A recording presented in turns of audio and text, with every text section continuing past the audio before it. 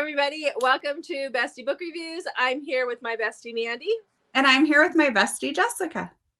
So today is another convincing my bestie to read video, and I have no clue what I'm going to be convinced to read. So Mandy, what is today?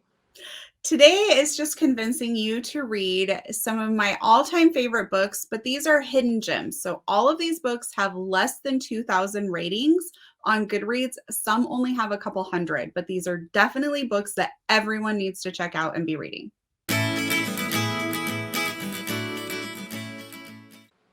Let's do this. I've got my pen and paper. Okay, ready? I got my notes. Okay, I'm ready. Okay, my first book for you to check out is A Letter to Delilah by Jaxon Kidman. This has less than 200, as of the time I did my notes, has under 200 ratings on Goodreads, but it is one of my all-time favorite books. So this is about Amelia, who finds this love letter, and she falls in love with the person who wrote the letter because of how they feel for this woman named Delilah. And she compares herself to Delilah, and she's like, I could never be this person. I could never be as pretty and all this stuff. Okay. She meets Josh, who I just want to say is like perfection. And it's really hard to talk about this book because I don't want to give anything away. But I just have to say I had so many different thoughts about who Delilah was going to turn out to be. It was just fantastic. You have to read it. Okay. Why are you smiling at me like that? I don't know. What? Oh. I don't know. I thought I checked to make sure you hadn't read any of these yet. So I was like, oh no. I haven't read that one yet. No. Okay. No. Okay, ready for the next one? Yep. Okay, the next book that is one of my all-time favorite books is called The Other Brother by Daisy Jane. It is age gap, and it would be right up there with Birthday Girl. Okay, that's how much I love this book. Cordelia's dad dies, and she's an only child, and she lives with her dad, and he dies unexpectedly. And I believe it's like the start of her senior year of high school, or she's like already into her senior year of high school. And so she moves in with her dad's best friend, who is like an uncle to her. And he has a lot of stuff going on. And Cordelia wakes up almost every night having a terrible nightmare. And so he just can't handle it. He just cannot handle it. And he dumps her off basically with his brother. And Dr. Quentin, he just feels horrible that his brother would do this. So he takes her in, and he is by himself, and he doesn't have children, and he doesn't really know what to do, but he is a therapist. And so he's trying to use like his therapy things, and he just feels completely horrible. Like her dad died, and the only person that she knows just dumped her off because he couldn't handle her. And she's not like a bad kid at all, or a bad woman, I should say, because she's like 18, or she's almost 18. And he just couldn't. There's stuff that you find out later. So this is just their relationship of him trying to help her and take care of her. And eventually, like, things start to happen there. But it is so good. It is so good. Like, oh my gosh, I did not want this book to end. It was so good. Okay, so my next recommendation is Hollywood Rebel by Misti Murphy. And Rebel just got out of jail. He is like a movie star, but he is your ultimate Hollywood bad guy. And he doesn't want anybody to know when he's coming home. So he doesn't have his brother come get him. He just takes a cab back to his mansion. And he gets there, and his brother Rogue is throwing this huge party to welcome him home. And he's like, I didn't want this. If I wanted this, I would have told you what day I was getting out of jail. And so he goes to a private part of his house that is sectioned off, that nobody, like, no matter what parties are happening here, nobody is supposed to go to this part of the house. And he runs into Summer. And he's like, what are you doing here, little girl? And Summer is there because she works for a PR firm, and she's trying to land him as a client. And nobody wants him as a client because he's horrible. And one of the last things he's really well known for is peeing on some dogs at a party. Yeah. So she is bound and determined to get him as a as a client. So she shows up at his house and he's like, go away. How'd you even manage to get past security? So she decides to camp on his lawn. And that's how this story starts. It is not your typical bad boy, good girl type story. It's so good. So good. My next one, this is the one I think you'd really love. This is a 5-star read from me. And again, all of these books are so fantastic and they hardly are getting read at all. So people need to read these books. They're so good. So this is called The Archer and His Rosebud. This is by Mindy and Michele. And this is Willa. She's a brand new mom and she is only 19 and she's trying to go to college. She's doing this all on her own and she's struggling. It's a struggle. And I was thinking back to like when like my kids were born, like I couldn't imagine doing that alone and trying to go to college and everything. So she has a neighbor and they have a shared wall and her neighbor enjoys extracurricular activities and her daughter cries a lot and has a hard time sleeping. So you can just imagine she is very sleep deprived and she goes over to confront him about the noises that she hears. And she basically ends up having a mini meltdown. Like she's like, I'm not a prude. You don't end up pregnant at 19, not enjoying sex, but I just can't handle how loud, like, and she's had a huge meltdown. And he is kind of still dealing with his divorce and him and his wife or ex-wife share custody of his 2 boys. And he has some guilt because he was gone a lot when one of the kids was born. And so he starts to kind of help Willa. And it just sort of really, really happens naturally where he just happens to like offer to like bring her a coffee and like help her with groceries and just different things like that. And so their relationship starts off very organically and it goes from there. It is incredible. And there are some huge, huge twists in this book that I did not see coming, but I loved it too. The C.W. Farnsworth book I told you to give a try to. It's called Flyby. It's not a YA. It is fantastic. It's a brother's best friend. So there is a little bit of flashbacks to how she met him like when she was 7. And she's had this huge crush on Gray since then.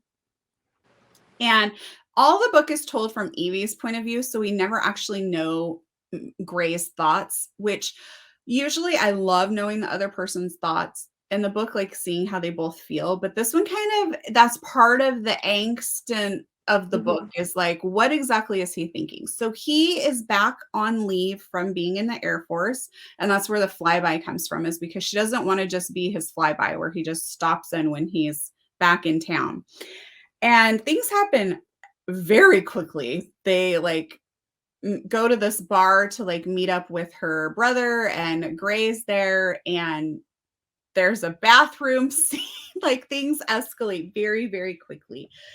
He is extremely guarded and the book kind of goes from there on like how all this is going to work out. I mean, it's obviously a romance book, so we know eventually things are going to work out, but getting there is a little tricky. Okay. So my final book for you is Reason to Believe by Rebecca Yarros.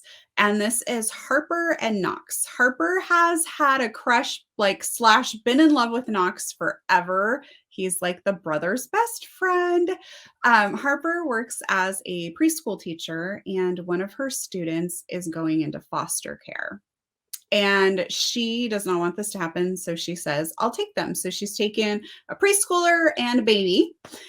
And the only problem is there's some problems at her apartment and she has nowhere to stay with these 2 kids. And so her brother says, oh, Knox is moving back. His house that he just had built is completely done. He's not going to be back for a couple months because he's coming back to start up a firefighting crew back there in their hometown. And he's not going to be back for a few months. So you could stay there. So she calls and gets Knox's permission and she stays at his house. And Knox shows up within like right away. And he's like, hey, I'm back early. And he agrees to help her with the kids. And he kind of like has a little thing for her too. But they really just like the whole thing centers on these kids and keeping the kids together. And then there becomes this problem where the kids might actually now go into full-time foster care because they haven't been able to find anybody for the kids. And so this was just temporary to start with. And now it's looking like the kids are going to get split up and go to foster care. So Knox and Harper decide to pretend to be a couple to keep the kids. It is so good. So good. And it's like has 1,700 ratings. That's it. Oh my gosh. It's fantastic. People need to read that book. It's one of my all-time favorites.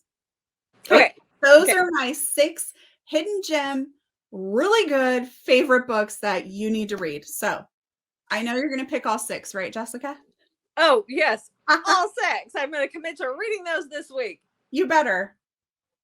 Okay. Okay. So this is actually kind of hard because you have 2 that are like, they've got kids. And that's the thing. Yeah. So I do want to read The Reason to Believe. Like that's one that we talked about not too long ago. That's on the list of things to read. But I think that I'm gonna read for this one, The Archer and His Rosebud. Okay. Because I think you'll like that. Yeah, crazy, stressed out single mom. Yeah, hello. Yes. Why not? Yeah. So I think I'm gonna read that one, and then we'll see how I like it. Okay. And then I'm just going to keep coming back with the rest of those until you've read all 6 of them. Over and over and over again. So, yes. Okay. All right. So, let's see how I like it. All right. So I just started reading The Archer and His Rosebud by Mindy Michele. I just finished the first chapter. Let me tell you, some PTSD here. Okay. She does not, this author is like, this is what having a baby is like, and she doesn't spare any details. The aftermath of having a baby.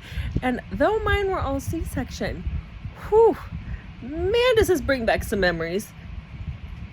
I think I might need a Girl Scout cookie to compensate. I'm having sympathy pains here. But most authors really, like, they, you know, you have somebody pregnant in a book and they're like, okay, you know, here's a baby, but they don't talk about the fact that you tear or that you have to use witch hazel wipes and that you, like, all these crazy things, the boobs leaking 24/7, you know, that's pretty cool. I mean, I think it's cool that she addressed all of that. So you don't normally see that. All right.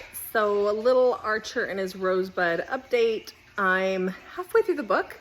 I'm really enjoying the book. I'm enjoying the relationship between Archer and Willa and how it's a friendship before it's anything else. I'm loving the baby. The baby is adorable. Little Clem is adorable. I like that they're addressing some women's issues, especially postpartum issues. That has been big. It's also brought back a little bit of, it's brought back a lot of memories from when my kids were tiny. But so far, I am loving the book. Okay, so just finished Archer and His Rosebud. I have to say I did enjoy it quite a bit. I did not see the twist. The twist kind of actually took me by surprise. Normally I can call them before they happen. That did not happen with this one. I was really surprised. So yeah, it was a good book. Mandy and I will discuss it a little bit more here in just a second, but that was great. Okay, Jessica, tell me what you thought of Archer and His Rosebud. I really liked it. I think I gave it like a solid 4 stars. Just there wasn't enough angst for me, I think, is what it was. But I did like it a lot. You gotta warn a girl. That poor girl had postpartum depression. And I was like, did they like write this about me and my kids? That was, wow. That brought back some memories. And having a baby that cries all the time. Because my kids had food allergies. The baby ends up having a food allergy. But I liked how little she was. I loved that Archer and I can't remember her name. Willa was her name. I loved that they had the friendship and then it moves into something more romantic. Yes. His boys were adorable. I love the epilogue. So I think, yeah, I really liked it. It was a really good book. Yay, you picked a good one. You did a good one. Yay, I'm glad you enjoyed it. I did. I mean, I'm always picky. So there were just times with the baby where I was like, she wouldn't be doing that yet. But then I was like, but she, for the most part, was on point. with that stuff. So yeah, I did. I enjoyed I it. loved how she went to confront him Mhm. at the very beginning of the book because he's loudly Yes. doing activities. And then she kind of turns it into this meltdown. And as a new mom, especially like a young new mom, do you remember those days? Yes, Anything totally. was set Like, off. it seemed very realistic. She's like, I'm just gonna go let him know we have this shared wall and I can hear everything. And then all of a sudden she's just like, Like, "Whoa." what? Just like vomited. I also like that it touched on the fact that she didn't feel bonded to her baby right away, and other people were picking up on it. Like he picked up on it, right? Yes. And I kind of went through that with my first a little bit. And I definitely went through it with my second because I had postpartum depression with my second. I think they call it, they call it something different. And she called it something different. I think that the term has changed a little bit, but that's basically what it is. And so when they touched on that whole, like, this is your baby and you're expecting to like love this baby and like have that bond immediately out of the womb, that doesn't always happen. And so I did love that they touched on that, and the author talked about that and how that was for her. It comes eventually, but sometimes it's not like, oh, here's your baby, you're in love. I remember looking at my firstborn and going, is that what he's supposed to look like? So, you know. Yeah, I felt it was very realistic and touched on some very deep issues that surround new motherhood. And I liked how Archer came in, not to try and save the day, but just to try and help her a little bit. Like, and then he even questions himself when he's like, why am I going and getting her coffee every day? Like, it just progresses so naturally. That's what I really loved about it.